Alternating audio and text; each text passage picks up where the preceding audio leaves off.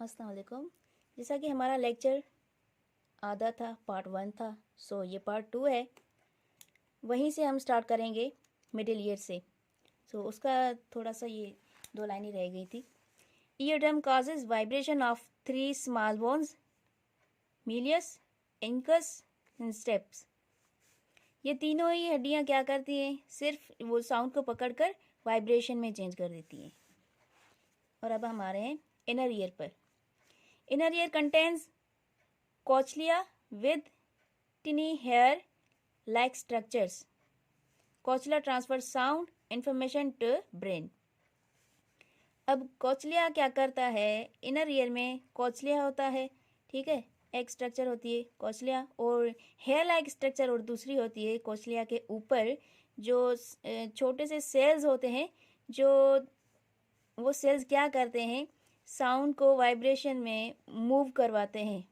जब वो वाइब्रेशन में चेंज हो जाते हैं, साउंड जब वाइब्रेशन में चेंज हो जाता है, वो उसे कोक्लिया तक पहुंचाते हैं। कोक्लिया क्या करता है? उसके पास जो होते हैं वो नर्व सेल्स मौजूद होते हैं। कोक्लिया के पास नर्व सेल्स मौजूद होते हैं जो वो मैसेज कैरी करके ब्रेन तक पहुंचाते हैं, और तभी हमें पता चल पाता है कि हम क्या सुन रहे हैं, कौन सी आवाज़ सुन रहे हैं। हम वो उस आवाज़ को पहचान सकते हैं, ठीक है। Now nose, sense organ of smell. All smells present chemicals in air. हवा में जो केमिकल्स मौजूद होती हैं, हम उन्हें सूंघ सकते हैं, और उसे ही कहा जाता है स्मेल। हम उस स्मेल को सेंस कर सकते हैं जो हवा में मौजूद होती है। किसके ज़रिए? नोज़ के ज़रिए। Nose has receptors. जैसा कि मैंने बताया कि हमारे हर सेंस ऑर्गन को रिसेप्टर्स मौजूद होते हैं, which detect chemical present in air as vapours. जो हम पानी के जो ज़र्रात होते हैं, वो जो हवा में मौजूद होते हैं, उसके ज़रिए से हम उस केमिकल को, चाहे वो किसी भी तरह की बदबू हो या खुशबू हो, हम उसे सूंघ सकते हैं। Parts of nose, nasal cavity present inside the nose. Nasal cavity आपको पता है कि किसी भी खाली चीज़ को कहा जाता है, और प्रेजेंट इनसाइड द नोज, हमारे नोज के अंदर होती है नेजल कैविटी। आपने कभी कभी ऑब्जर्व भी किया होगा। On the roof of nasal cavity receptors are present. हमारे नेजल कैविटी के ऊपर वाले हिस्से में रिसेप्टर्स मौजूद होते हैं, that can detect odour chemical, जो कि केमिकल की बदबू सूंघ सकते हैं। That are passing in the air through nose, जो हवा के ज़रिए से हमारे नोज में जाती है, एंटर करती है। There are hundreds of different receptors that smells differently. हमारे नोज में बहुत सारे 100 के तादाद में, हंड्रेड्स की तादाद में जो है रिसेप्टर्स मौजूद होते हैं, वो डिफरेंट होते हैं। जैसा कि खुशबू के लिए दूसरे हो गए और बदबू के लिए दूसरे हो गए, इसी तरह से डिफरेंट टाइप्स ऑफ रिसेप्टर्स मौजूद होते हैं हमारे नाक में। Now tongue, sense organ of taste, having receptors sensitive to chemical present in food. जैसा कि हमने नोज़ के लिए पढ़ा कि हवा में जो केमिकल्स मौजूद होते हैं वो उन्हें डिटेक्ट करता है, उन्हें स्मेल करता है, वैसे ही हमारी ज़ुबान जो टेस्ट करती है वो भी केमिकल्स को ही टेस्ट करती है जो फूड में मौजूद होता है। Okay, some receptors present on roof of the mouth. वैसे ही हमारे ज़बान पर भी रिसेप्टर्स मौजूद होते हैं, और हमारी ज़बान के ऊपर, हमारे मुंह के ऊपर वाले हिस्से में भी रिसेप्टर्स मौजूद होते हैं, जो ये पता लगा सकते हैं कि खाना कड़वा है, खट्टा है, मीठा है, क्या है। There are 4 basic types of receptors on टंग।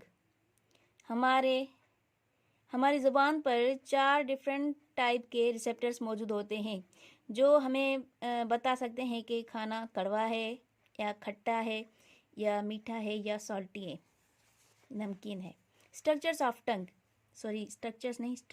टंग। हमारी ज़ुबान कैसे बनी हुई है, उसकी बनावट क्या है, स्ट्रक्चर क्या है उसका। मस्कुलर ऑर्गन, वो मसल से बना है। Rough surface due to structure called पेप्ला।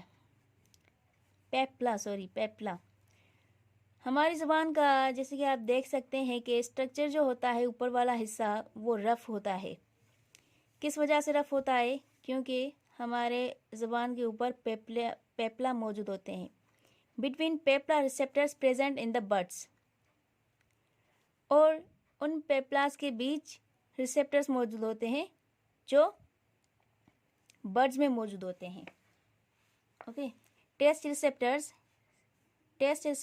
Sales has hair like structures. जो टेस्ट को चेक कर सकते हैं सेल्स, उन सेल्स के ऊपर हेयर लाइक स्ट्रक्चर्स होती हैं, जैसे कि बाल होते हैं, उसकी जैसे ही कुछ स्ट्रक्चर्स होती हैं। That are connected to the sensory nerves, और वो सेंसरी नर्व से कनेक्ट होती हैं। To the brain send message, जैसा कि वो जैसे ही खाने को चखते हैं या किसी मशरूब को चखते हैं, उन्हें रिसेप्टर्स को पता चल जाता है, ये मैसेज मिल जाता है कि वो खट्टा है, कड़वा है या कुछ है। वैसे ही वो नर्व सेल्स को मैसेज देते हैं, और नर्व सेल्स हमारे दिमाग को मैसेज देते हैं, तभी हमें पता चलता है कि टेस्ट कैसा है खाने का। Now the skin, sense organ of touch. Skin has receptors sensitive to touch, temperature, pain and pressure. Thus it senses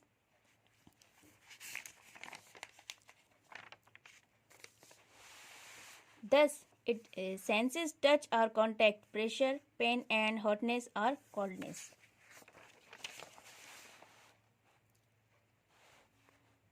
skin,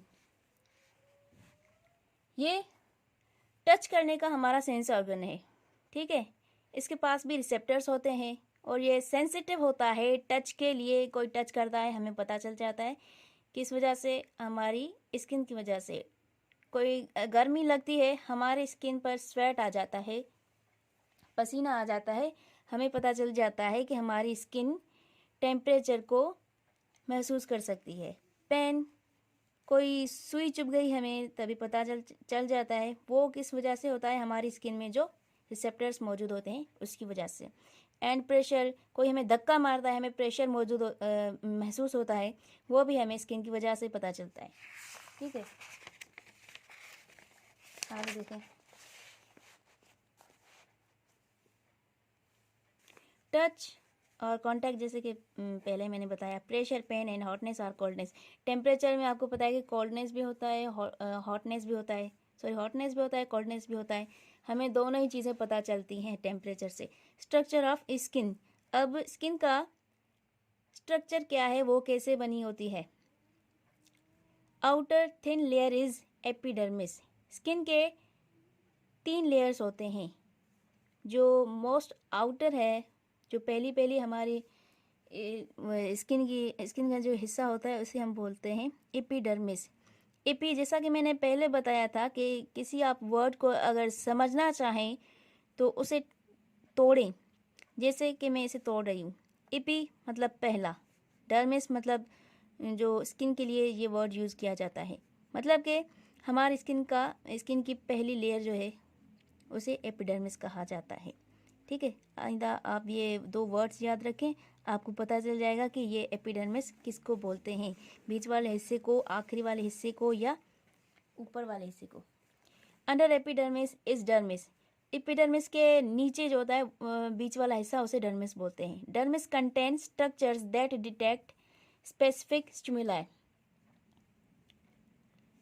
dermis के अंदर जो कुछ स्ट्रक्चर्स होती हैं, मतलब कि कोई ऑब्जेक्ट्स मौजूद होते हैं जिन्हें पता चलता है स्टिमुलाई का। कोई सुई चुभ रही होती है, स्टिमुलाई का मतलब है कि किसी चीज़ को महसूस करना, या पेन को महसूस करना, या टेम्परेचर को, या प्रेशर को, या टच को। Okay, inside dermis there are receptors. ये जो यहाँ पर बताया कि डर्मिस कंटेन स्ट्रक्चर्स, वो स्ट्रक्चर्स रिसेप्टर्स ही है, ठीक है, रिसेप्टर्स ही हैं वो।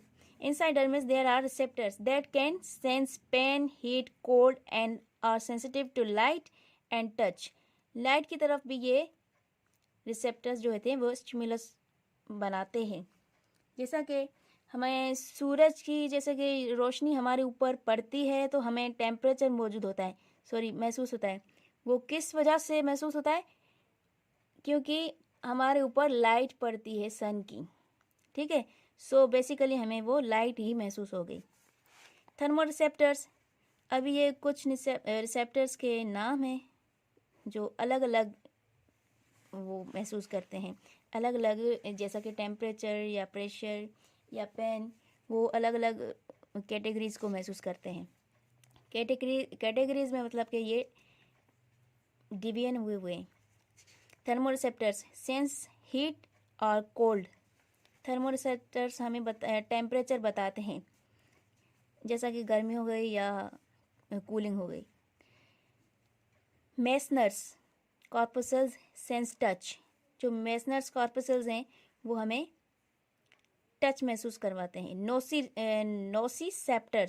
नोसिसेप्टर्स हमें पेन महसूस करवाते हैं या दर्द महसूस करवाते हैं। पैक्नियन कॉर्पस्कल्स सेंस प्रेशर। पैक्नियन कॉर्पस्कल्स जो हैं हमें प्रेशर महसूस करवाते हैं, जैसे कि कोई हमें धक्का मारे तो हमें प्रेशर महसूस होगा और फिर हम उस धक्के से हिल जाते हैं। Okay, thank you.